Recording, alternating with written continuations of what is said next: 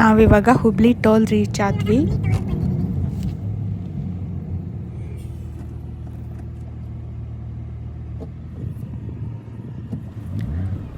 Time ಬ್ಯಾಂಗ್ಳೂರಿಂದ ಹುಬ್ಳಿಗೆ ಬರೋ ಅಷ್ಟರಲ್ಲಿ 11:33 ಆಗಿತ್ತು.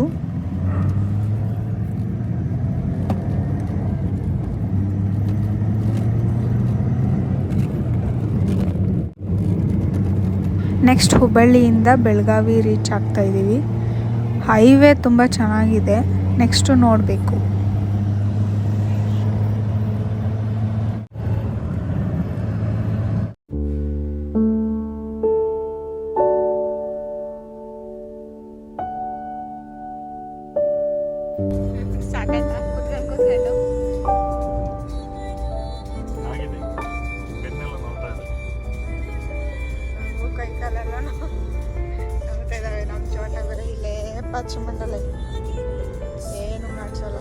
ನಾವು ಹುಬ್ಳಿ ಬಿಟ್ಟು ಬೆಳಗಾವಿ ರೀಚ್ ಆಗೋ ಅಷ್ಟರಲ್ಲಿ 2 ಗಂಟೆ ಆಗಿತ್ತು. ಸೊ ನಾವು ಬೆಳಗಾವಿಗೆ ಇವಾಗ ರೀಚ್ ಆಗ್ತಾ ಇದ್ದೀವಿ. ಆ್ಯಕ್ಚುಲಾಗಿ ಇವಾಗಿರೋದು ಸೀನು ನಾವು ಎಕ್ಸ್ಪೆಕ್ಟೇ ಮಾಡಿರಲಿಲ್ಲ. ಗೂಗಲ್ ಮ್ಯಾಪ್ ಹಾಕ್ಕೊಂಡು ಮುಂದೆ ಹೋದ್ವಿ. ಗೂಗಲ್ ಮ್ಯಾಪ್ ನೋಡ್ಕೊಂಡು ನಾವು ಬೆಳಗಾವಿಯಿಂದ ರೂಟ್ ಚೇಂಜ್ ಮಾಡ್ಕೊಂಡ್ವಿ. ಬಟ್ ಅದು ನಾವು ಹೊರಟಿದ್ದು ರಾಂಗ್ ರೂಟ್ ಅಂತ ಆಮೇಲೆ ನಮಗೆ ಹೋಗ್ತಾ ಹೋಗ್ತಾ ಹೋಗ್ತಾ ಗೊತ್ತಾಗಿದ್ದು. ಬಟ್ ನೀವು ಯಾರೂ ಗೂಗಲ್ ಮ್ಯಾಪ್ ನೋಡ್ಕೊಂಡು ಗೋವಾಗೆ ಹೋಗ್ಬೇಕಾದ್ರೆ ಬೆಳಗಾವಿಲಿ ರೂಟ್ನ ಚೇಂಜ್ ಮಾಡ್ಕೊಬೇಡಿ. ಮುಂದೆ ಹೋಗ್ತಾ ಹೋಗ್ತಾ ನಮಗೆ ರೂಟೇ ಸಿಗ್ತಿಲ್ಲ. ನಾವು ಬೆಳಗಾವಿಯಿಂದ ಆಚೆ ಬರಬೇಕು ಅಂತ ಅನ್ಕೋತಾ ಇದ್ದೀವಿ. ಬಟ್ ಅದು ನಮಗೆ ಹೈವೇ ರೋಡ್ ಸಿಗ್ತಿಲ್ಲ ಅಷ್ಟೇ. ಇನ್ನು ಸ್ವಲ್ಪ ದೂರ ಅಂತ ಅಂದ್ಕೊಂಡೆ ಹೋಗ್ತಾನೇ ಇದ್ದೀವಿ. ಆದರೆ ನಮಗೆ ರೂಟ್ ಅಂತೂ ಸಿಗ್ತಾ ಇರಲಿಲ್ಲ. ಸಿಕ್ಕಾಪಟ್ಟೆ ಭಯ ಆಗ್ತಾಯಿತ್ತು. ಕಾಡು ದಾರಿ ಬೇರೆ, ಅವತ್ತು ಹುಣ್ಣಿಮೆ ಬೇರೆ ಇತ್ತು, ಮಕ್ಕಳು ಬೇರೆ ಇದ್ದರು ಕಾರಲ್ಲಿ. ಸೊ ನಮಗೆ ಹೇಳೋಕ್ಕಾಗ್ತಿಲ್ಲ, ಅಷ್ಟು ಭಯ ಆಗೋಗಿತ್ತು. ಅವ್ರಿಗೂ ಭಯ ಆಗಿತ್ತು, ನನಗೂ ಭಯ ಆಗಿತ್ತು. ಸೊ ನಾವು ಮುಂದೆ ಹೋಗ್ತಾನೇ ಇದ್ವಿ, ನೋಡೋಣ ರೂಟ್ ಸಿಗುತ್ತಾ ಅಂತ. ಬಟ್ ಸಿಗ್ತಾ ಇರಲಿಲ್ಲ. ಆದರೆ ಇಲ್ಲೊಂದು ಕಾರ್ ಬಂತು. ಅದನ್ನ ನೋಡಿದ್ಮೇಲೆ ಸ್ವಲ್ಪ ಭಯ ಕಡಿಮೆ ಆಯಿತು. ಯಾಕಂದರೆ ಇದು ಯಾರು ಓಡಾಡೋ ದಾರಿನೇ ಅಲ್ಲ ಅನ್ನೋ ಥರ ಇತ್ತು. ಬಟ್ 1-2 ಕಾರ್ ನೋಡಿದ್ಮೇಲೆ ನಮಗೆ ಸ್ವಲ್ಪ ಧೈರ್ಯ ಬಂತು. ಬಟ್ ಎಲ್ಲರೂ ಗೋವಾಯಿಂದ ಬರ್ತಾಯಿದ್ರು ಅನಿಸುತ್ತೆ. ಇದು ಶಾರ್ಟ್ ಕಟ್ ರೂಟ್ ಅಂದ್ಬಿಟ್ಟು ಗೂಗಲ್ ಮ್ಯಾಪ್ ನೋಡಿಕೊಂಡು ಬರ್ತಾಯಿದ್ರು ಅನಿಸುತ್ತೆ. ಬಟ್ ಜಾಸ್ತಿ ಗಾಡಿಗಳೇನಿರಲಿಲ್ಲ. ನಾವು ಹೋಗೋ ರೂಟಲ್ಲಿ 1-2-3 ಆಪೋಸಿಟ್ ಕಾರ್ಗಳು ಬಂದವು. ಆಗ ನಮಗೆ ಸ್ವಲ್ಪ ಧೈರ್ಯ ಬಂತು. ಬಟ್ ನಮಗೆ ಹೈವೇ ಅಂತೂ ಸಿಗ್ತಾನೇ ಇಲ್ಲ. ನಾವು ಕಾಡೊಳಗೆ ಹೋಗ್ತಾನೇ ಇದ್ದೀವಿ. ತುಂಬ ಲೇಟ್ ಬೇರೆ ಆಗಿತ್ತು, ಟೈಮ್ ಜಾಸ್ತಿ ಆಗೋಗಿತ್ತು. ಆದ್ರೂ ನಮಗೆ ರೂಟ್ ಸಿಗ್ತಾ ಇರಲಿಲ್ಲ. ನಾವು ಎಷ್ಟೇ ದೂರ ಹೋದ್ರೂ ಕಾಡೊಳಗೆ ಹೋಗ್ತಾಯಿದ್ವಿ. ಇನ್ನು ಮುಂದೆ ರೋಡ್ ಸಿಗುತ್ತೆ ಅಂದ್ಕೊಂಡೇ ಹೋಗ್ತಾಯಿದ್ದೀವಿ. ಆದರೆ ನಮಗೆ ರೋಡೇ ಸಿಗ್ತಾ ಇರಲಿಲ್ಲ. ಸಿಕ್ಕಾಪಟ್ಟೆ ಹೆವಿ ಡೀಪ್ ಫಾರೆಸ್ಟ್ ಅದು. ನಮಗೆ ಗೊತ್ತೇ ಆಗ್ತಾಯಿರಲಿಲ್ಲ ನಾವು ಎಲ್ಲಿ ಹೋಗ್ತಾಯಿದ್ದೀವಿ ಅಂದ್ಬಿಟ್ಟು. ಬಟ್ ನಾವು ಹಾಕಿದ ಮ್ಯಾಪ್ ಮಾತ್ರ ಫುಲ್ಲು ಡೀಪ್ ಕರ್ವ್ಸ್ ಫಾರೆಸ್ಟ್ ಒಳಗಡೆ ಕರ್ಕೊಂಡು ಹೋಗ್ತಾಯಿತ್ತು. ಗಾಡಿಗಳಿರಲಿಲ್ಲ, ಯಾರೂ ಮನುಷ್ಯರು ಇರಲಿಲ್ಲ. ನಮಗೆ ಭಯ ಆಗಿದ್ದೇನು ಅಂತಂದರೆ ನೋಡಿ, ಟೈಮ್ ಆಲ್ರೆಡಿ 2:45 ಆಗೋಯ್ತು. ನಾವಿನ್ನೂ ಆಚೆನೇ ಬರೋಕ್ಕಾಗ್ತಿಲ್ಲ ಕಾಡಿಂದ. ಕಳ್ಳರು ಯಾರಾದರೂ ಬಂದುಬಿಟ್ರೆ ಅನ್ನೋ ಭಯ ಬೇರೆ ಜಾಸ್ತಿ ಇತ್ತು. ಯಾಕಂದರೆ ಅಂಥ ಜಾಗದಲ್ಲಿ ಮನುಷ್ಯರು ಜಾಸ್ತಿ ಓಡಾಡೋದೇ ಇಲ್ಲ. ನೋಡಿ, ಇಲ್ಲಿ 2 ರೋಡ್ ಇದೆ, ಗೊತ್ತಾಗ್ತಾನೆ ಇರಲಿಲ್ಲ ಯಾವ ಕಡೆ ಹೋಗಬೇಕು ಅಂತ. ನೋಡಿ, ಫುಲ್ಲು ಡೀಪ್ ಫಾರೆಸ್ಟ್ ಒಳಗಡೆ ಹೋಗ್ತಾಯಿದ್ದೀವಿ ನಾವು. ಅಲ್ಲಿ ಯಾರಾದರೂ ಅಟ್ಯಾಕ್ ಮಾಡಿದ್ರೆ, ಯಾರಾದರೂ ಕಾರ್ಗೆ ಅಡ್ಡ ಹಾಕಿದ್ರೆ ಅಂದ್ಬಿಟ್ಟು, ಯಾಕಂದರೆ ಎಕ್ಸ್ಪೆನ್ಸಿವ್ ಐಟಮ್ಸ್ ಎಲ್ಲ ಇಟ್ಕೊಂಡಿದ್ವಿ ನಾವು ಕಾರಲ್ಲಿ. ಐಫೋನ್ ಆಗಲಿ, ಒಂದು ಗಿಂಬಲ್ಗಳಾಗಲಿ, ಕ್ಯಾಶ್ ಆಗಲಿ, ಈ ಥರ ಎಲ್ಲ ಅಮೌಂಟ್ ಈ ಥರ ಎಲ್ಲ ಇಟ್ಕೊಂಡಿದ್ವಿ ಸ್ವಲ್ಪ. ಸೊ ನಮಗೆ ಸ್ವಲ್ಪ ಲಿಟ್ರಲಿ ಭಯ ಆಗ್ತಾಯಿತ್ತು. ಸದ್ಯ ಆ ಥರ ಏನಾಗಲಿಲ್ಲ. ಇನ್ನು ಸ್ವಲ್ಪ ಮುಂದೆ ಬಂದಮೇಲೆ ಕಾಡು ಪ್ರಾಣಿಗಳೇನಾದರೂ ಅಡ್ಡ ಬರ್ತಾವೇನೋ ಅನ್ನೋ ಭಯ ಇತ್ತು. ಸದ್ಯ ಒಂದು ಪ್ರಾಣಿನೂ ಕಾಣಿಸ್ಕೊಂಡಿಲ್ಲ. ಆಮೇಲೆ ಒಬ್ಬರು ಮನುಷ್ಯರು ನಮ್ಮ ಕಣ್ಣಿಗೆ ಕಾಣಲಿಲ್ಲ. ಬಟ್ 1-2-3 ಗಾಡಿಗಳು ಆಪೋಸಿಟಿಂದ ಬಂದಿದ್ದಕ್ಕೆ ನಮಗೆ ಸ್ವಲ್ಪ ಧೈರ್ಯ ಬಂತು. ಆಮೇಲೆ ಸ್ವಲ್ಪ ಧೈರ್ಯ ಮಾಡಿಕೊಂಡು ನಾವು ಮುಂದೆ ಹೋದ್ವಿ. ಎಷ್ಟೇ ಹೋದ್ರೂ ನಮಗೆ ರೋಡು ಬಿಟ್ಟು, ಕಾಡು ಬಿಟ್ಟು ಮುಂದೆ ಆಚೆ ಬರೋಕ್ಕೆ ಆಗ್ತಿಲ್ಲ. ನೋಡಿ, ಇಲ್ಲಿಗೆ ಬಂದಮೇಲಂತೂ ಇದ್ದಿದ್ದು ಜಾಸ್ತಿ ಭಯ ಆಗೋಗಿತ್ತು ನಮಗೆ. ಇಲ್ಲಿಂದನೇ ಕಾಡು ಸಿಕ್ಕಾಪಟ್ಟೆ ಡೀಪ್ ಫಾರೆಸ್ಟು ಸ್ಟಾರ್ಟ್ ಆಗಿದ್ದಿದ್ದು. ಏನು ಹೇಳಬೇಕು ಅಂತಲೇ ಗೊತ್ತಾಗ್ತಿಲ್ಲ. ಅಷ್ಟು ನಮಗೆ ಯಾಕಾದರೂ ಬಂದ್ವೋ ಗೋವಾಗೆ ಅನ್ನೋ ಫೀಲ್ ಬರ್ತಾಯಿತ್ತು. ನಾವು ಎಷ್ಟು ಇನ್ನು ಮುಂದೆ ಹೋಗಿ ಹೋಗಿ ಓದೋದಂಗೆ ನಮಗೆ ಡೀಪ್ ಫಾರೆಸ್ಟ್ ಸಿಗ್ತೈತೆ ಹೊರತು ಸೊ ನಾರ್ಮಲ್ಲು ಇದು ಸಿಗ್ತಾ ಇರಲಿಲ್ಲ ನಮಗೆ. ನಾವು ಇದರಿಂದ ಆಚೆಗೆ ಬರ್ತೀವೋ ಇಲ್ವೋ ಅನ್ನೋದೇ ನಮಗೆ ಕನ್ಫ್ಯೂಸ್ ಆಗೋಗ್ಬಿಟ್ಟಿತ್ತು. ಸ್ವಲ್ಪ ಮುಂದೆ ಓದೋದಂಗೆ ಕರುವ್ಸ್ ಸ್ಟಾರ್ಟ್ ಆಗ್ತಾಯಿತ್ತು. ಸೊ ಆವಾಗ ಒಂದು ಸಲ ನಾವು ಸೈಡಿಂದ ಕೆಳಗಡೆ ಬಗ್ಗಿ ನೋಡಿ ಭಯಪಟ್ಟಿದ್ದು ಜಾಸ್ತಿ ಆಗೋಯ್ತು. ಆಮೇಲೆ ನನ್ನ ಹಸ್ಬೆಂಡಂತೂ ಸಿಕ್ಕಾಪಟ್ಟೆ ಸಖತ್ತು ಭಯಪಟ್ಟಿದ್ರು. ಅವ್ರಿಗೂ ಭಯ ಆಗಿತ್ತು, ನಮಗೂ ಭಯ ಆಗಿತ್ತು. ಸದ್ಯ ಮಕ್ಕಳು ಇಬ್ಬರು ಮಲಗಿದ್ರು, ಹಾಗಾಗಿ ಅವರು ಇದು ಗೊತ್ತಿಲ್ಲ ಅವ್ರಿಗೆ. ನಾವಂತೂ ಇಲ್ಲಿಂದ ಆಚೆಗೆ ಹೋಗ್ತೀವೋ ಇಲ್ವೋ ಅನ್ನೋ ಭಯ ನನಗೆ ಸ್ಟಾರ್ಟ್ ಆಗಿತ್ತು. ನೋಡಿ ಎಷ್ಟು ಡೀಪ್ ಕರು ಬರ್ತಿದೆ ಇವಾಗ. ನನಗೆ ಕ್ಯಾಮ್ರಾ ಹೆಂಗೆ ಯಾವ ಹ್ಯಾಂಗಲಲ್ಲಿ ಇಟ್ಕೋಬೇಕು ಅಂತಲೇ ಗೊತ್ತಾಗಲಿಲ್ಲ. ಎಷ್ಟೋ ಮೂಮೆಂಟ್ಸ್ನ ನಾನು ಕ್ಯಾಪ್ಚರ್ ಮಾಡಲಿಲ್ಲ, ಯಾಕಂದರೆ ಭಯ ಜಾಸ್ತಿ ಆಗ್ತಾಯಿತ್ತು. ನಾನು ಕುತ್ಕೊಳ್ಳೋಕ್ಕೆ ಒಂಥರ ಭಯಪಡ್ತಾಯಿದ್ದೆ, ಆ ಥರ ಸಿಚುವೇಶನ್ ಇತ್ತು. ನೋಡಿ ಇಲ್ಲಿ ಅಂತೂ ಸಿಕ್ಕಾಪಟ್ಟೆ ಡೀಪ್ ಇತ್ತು ಕರು. ಒಂದು ಸಲ ಡ್ರೈವ್ ಮಾಡಬೇಕಾದ್ರೆ ಅವ್ರೂ ಕೆಳಗಡೆ ಬಗ್ಗಿ ನೋಡಿದ್ರು. ಅಷ್ಟು ಫುಲ್ಲು ಡೀಪ್ ಅಂದರೆ ನಾವು ಫುಲ್ಲು ಪೀಕಲ್ಲಿದ್ದೀವಿ, ನಮಗೆ ಗೊತ್ತೇ ಆಗ್ತಿಲ್ಲ. ನೋಡಿ ಇಲ್ಲೊಂದು ಕಾರು ಬರ್ನಾಗಿ ನಿಂತಿತ್ತು. ಇದನ್ನು ನೋಡಿದ್ಮೇಲಂತೂ ಇದ್ದಿದ್ದು ಭಯ ಜಾಸ್ತಿ ಆಗೋಗಿತ್ತು ನಮಗೆ. ನೋಡಿ ಎಷ್ಟು ಕರು ಬರ್ತಿದೆ ಅಂದರೆ ಫುಲ್ಲು ಪಾತಾಳ ಅನ್ನೋ ಥರ ಇತ್ತು ಡೀಪು. ಅದಾದಮೇಲೆ ಒಂದು ಲಾರಿ ಬಂತು. ಇದು ಬಂದಮೇಲೆ ಸ್ವಲ್ಪ ಧೈರ್ಯ ಬಂತು ನಮಗೆ, ಓಡಾಡೋ ದಾರಿನೇ ಇದು, ರೆಗ್ಯುಲರಾಗಿ ಓಡಾಡ್ತಾರೆ ಅನಿಸುತ್ತೆ ಅಂತ. ಬಟ್ ನಾವು ಬೆಳಗ್ಗೆ ಏನಾದರೂ ಬಂದಿದ್ರೆ ಈ ರೂಟಲ್ಲಿ ಸೊ ಎಂಜಾಯ್ ಮಾಡ್ತಿದ್ವಿ ಅನಿಸುತ್ತೆ. ಯಾಕಂದರೆ ಅಲ್ಲಿ ಫಾರೆಸ್ಟ್ ಅಲ್ವಾ, ಸೊ ವ್ಯೂ ತುಂಬ ಚೆನ್ನಾಗಿ ಕಾಣ್ತಾಯಿತ್ತೋ ಏನೋ ಗೊತ್ತಿಲ್ಲ. ಸೊ ನಾವು ಆ ಥರ ಮಾತಾಡ್ಕೊತಿದ್ವಿ.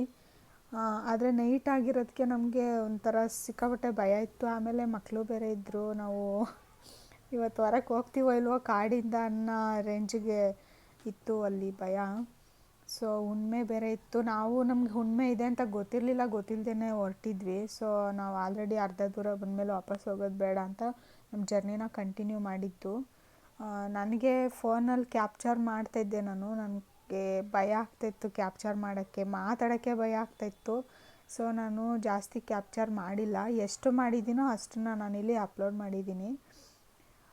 ನೀವು ಯಾರಾದರೂ ಅಷ್ಟೇ ಗೋವಾಕ್ಕೆ ಹೋಗಬೇಕಾದ್ರೆ ಹುಬ್ಬಳ್ಳಿ ದಾಟಾದಮೇಲೆ ನಿಮಗೆ ಬೆಳಗಾವಿ ಸಿಗುತ್ತೆ. ಸೊ ಅಲ್ಲಿಂದ ರೂಟ್ ಮ್ಯಾಪ್ ಹಾಕೊಂಡು ಮಾತ್ರ ಯಾರೂ ಹೋಗಬೇಡಿ, ಇದು ರಾಂಗ್ ರೂಟಲ್ಲಿ ಕರ್ಕೊಂಡೋಗ್ಬಿಡುತ್ತೆ ಗೂಗಲ್ ಮ್ಯಾಪು. ನಾವು ಮಾಡಿದ್ದು ಅದೇ ತಪ್ಪು.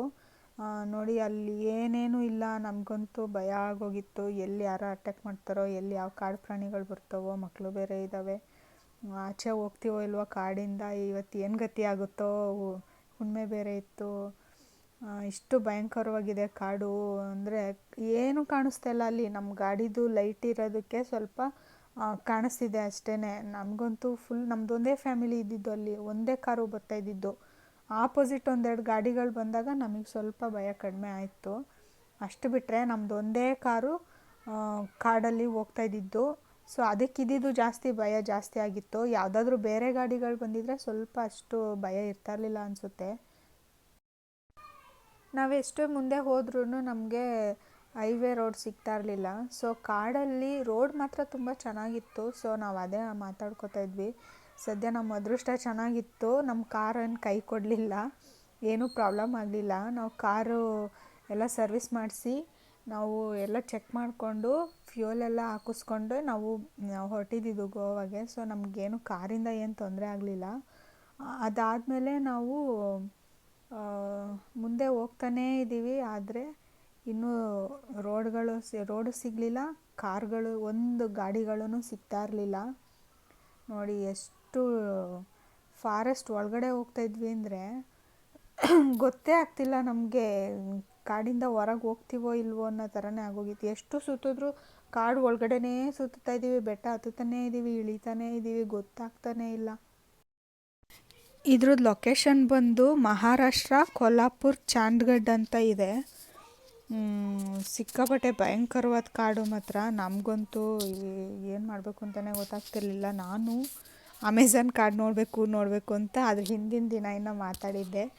ಆದರೆ ನನ್ನ ಹಸ್ಬೆಂಡು ಈ ಅಮೆಝಾನ್ ಕಾಡನ್ನ ಆ ಕಾಡಿಗಿಂತ ದೊಡ್ಡದಾಗಿರೋ ಥರ ಕಾಡನ್ನೇ ತೋರಿಸ್ತಾರೆ ಅಂತ ಮಾತ್ರ ಅಂದ್ಕೊಂಡಿರಲಿಲ್ಲ.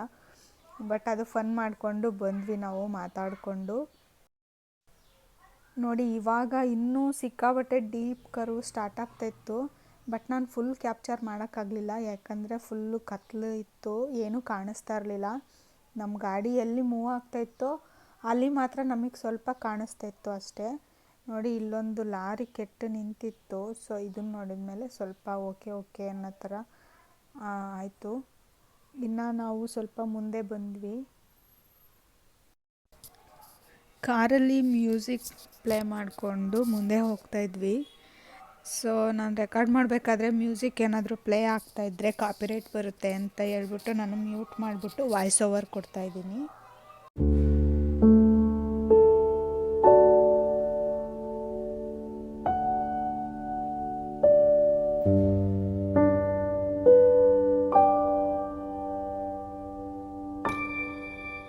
ನಾವು ರಿಯಲಾಗಿ ಮಾತಾಡಿದ್ರು ಯಾವುದನ್ನು ನಾನಿಲ್ಲಿ ಹಾಕೋದಕ್ಕಾಗ್ತಾಯಿಲ್ಲ, ಸೊ ಕಾಪಿರೈಟ್ ಇಶ್ಯೂಸ್ ಬರುತ್ತೆ ಅಂತ. ಸೊ ನಾವು ಕಾರಲ್ಲಿ ಮ್ಯೂಸಿಕ್ ಪ್ಲೇ ಮಾಡಿಕೊಂಡು ಸ್ವಲ್ಪ ಕಾಮಾಗಿ ಮುಂದೆ ಹೋಗ್ತಾಯಿದ್ವಿ. ನನಗೊಂದು ಡೌಟ್ ಬರ್ತಾಯಿತ್ತು. ಸೊ ನಾವು ಗೋವಾಗೆ ಹೋಗೋ ರೂಟಲ್ಲಿ ಅಕಸ್ಮಾತಾಗಿ ಇಲ್ಲಿ ಬಸ್ಗಳೇನಾದರೂ ಬಂದರೆ ಯಾವ ಥರ ಟರ್ನ್ ಮಾಡ್ಕೊತಾರೆ ಅಂತ ನಾವು ಇದ್ರ ಬಗ್ಗೆನೇ ಮಾತಾಡ್ಕೊಂಡು ಮುಂದೆ ಹೋದ್ವಿ. ಸೊ ಸೈಡಲ್ಲೆಲ್ಲ ದೊಡ್ಡ ಬಂಡೆಗಳೆಲ್ಲ ಸಿಗ್ತಾಯಿತ್ತು.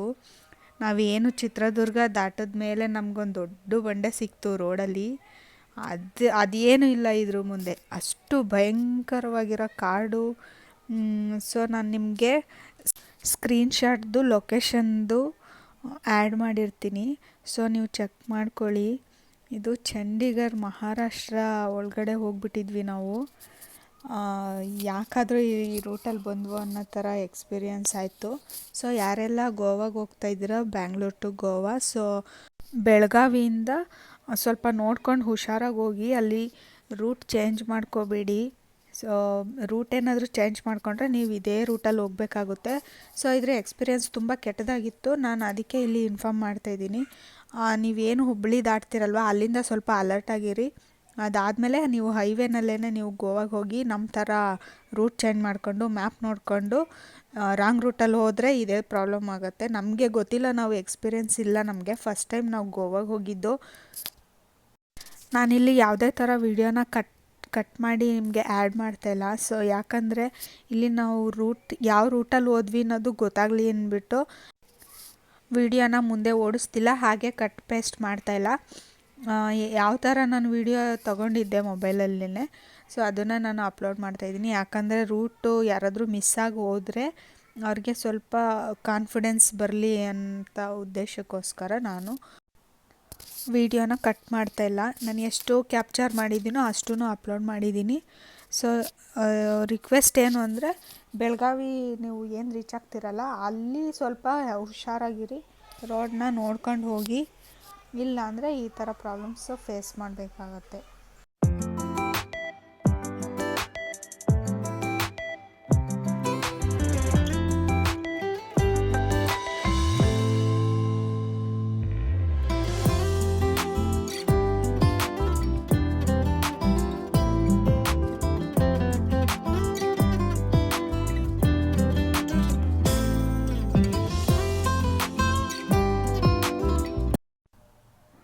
ಟೈಮ್ ಆಲ್ರೆಡಿ 3:49 ಆಗಿತ್ತು ಬೆಳಗ್ಗಿನ ಜಾವ.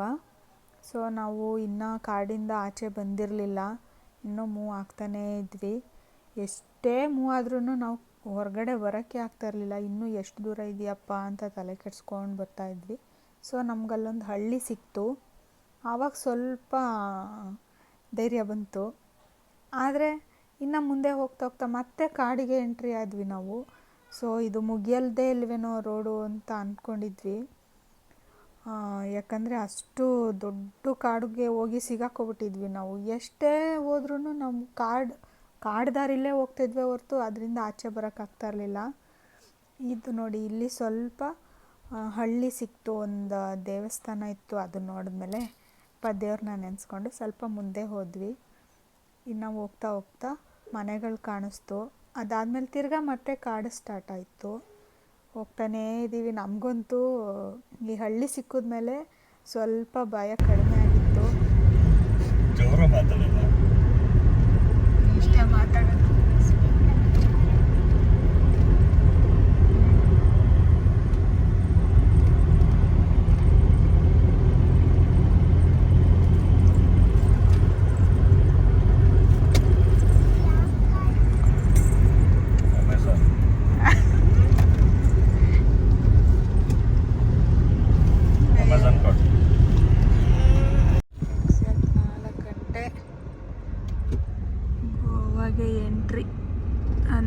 ಅಂತೂ ಬಂದ್ವು ಕಾಡೆಲ್ಲ ದಾಟ್ಕೊಂಡು.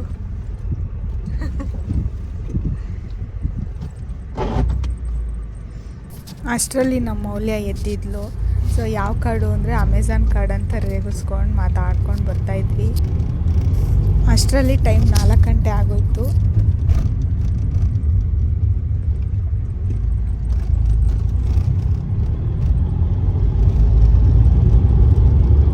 ಸೊ 4 ಗಂಟೆ ಕರೆಕ್ಟಾಗಿ ಬೆಳಗಿನ ಜಾವ ನಾವು ಗೋವಾಗೆ ರೀಚ್ ಆದ್ವಿ.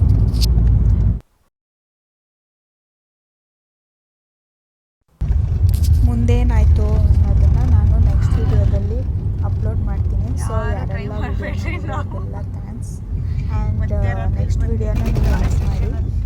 ನಾವು ಗೋವಾಗೆ ಹೋಗ್ಬಿಟ್ಟು ಎಲ್ಲಿ ಸ್ಟೇ ಆದ್ವಿ, ಏನೆಲ್ಲ ಪ್ಲೇಸ್ಗಳನ್ನ ನೋಡಿದ್ವಿ ಎಲ್ಲನೂ ನಾನು ಅಪ್ಡೇಟ್ ಮಾಡ್ತೀನಿ. ನಾವಿವಾಗ ಗೋವಾ ಎಂಟ್ರಿ ಆದ್ವಿ. ಇಲ್ಲಿ ಪೊಲೀಸವ್ರು ಸಿಕ್ಕಿದ್ಮೇಲಂತೂ ಫುಲ್ಲು ಧೈರ್ಯನೇ ಬಂತು. ನಾವು ಎಲ್ಲಿಂದ ಬಂದಿರೋದು ಅಂತ ವಿಚಾರಿಸಿದ್ರು. ನಾವು ಹೆಸರು ಮತ್ತು ಫೋನ್ ನಂಬರ್ ಅಪ್ಡೇಟ್ ಮಾಡಿಸ್ಬಿಟ್ಟು ಮುಂದೆ ಹೋದ್ವಿ.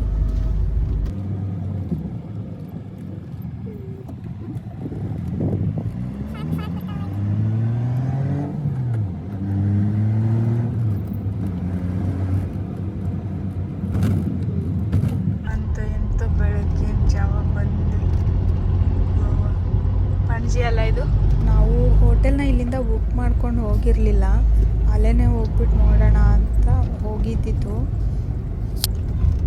ಬನ್ನಿ ಹೋಗಿ ನೋಡೋಣ ಹೋಟೆಲ್ ಸಿಗುತ್ತೋ ಇಲ್ವೋ ಅಂತ. ಫಸ್ಟು ಕಾಫಿ ಕುಡಿದ್ರೆ ಸಾಕು ಅಂತ ಅನ್ನಿಸ್ತಾ ಇತ್ತು ನನಗೆ. ನೈಟೆಲ್ಲ ಫುಲ್ಲು ಜರ್ನಿ ಮಾಡಿರೋದು ಮತ್ತು ನಮಗೆಲ್ಲೂ ಕಾಫಿ ಕುಡಿಯೋಕ್ಕೆ ಆಗಿರಲಿಲ್ಲ. ಸೊ ನನಗೊಂದು ಕಪ್ ಕಾಫಿ ಕುಡಿದ್ರೆ ಸಾಕು ಅಂತ ಅನ್ಕೋತಾ ಇದ್ದೆ. ನೋಡೋಣ ಬನ್ನಿ ಮುಂದೆ.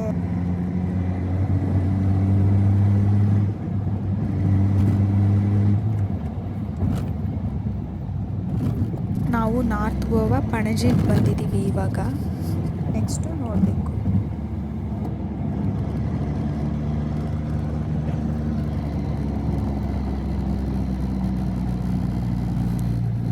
ಒಂದು ಶಾಪು ಬಾಗಿಲು ಓಪನ್ ಇರಲಿಲ್ಲ. ನಾವು ಕಾಫಿ ಕುಡಿಬೇಕು ಅಂತ ನೋಡ್ತಾ ಇದ್ವಿ.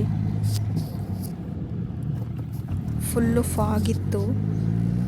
ಅಟ್ಲೀಸ್ಟ್ ಒಂದು ಕಪ್ ಕಾಫಿನೂ ಸಿಗಲಿಲ್ಲ. ಅಲ್ಲಿ ಒಂದು ಶಾಪು ಓಪನ್ ಇರಲಿಲ್ಲ.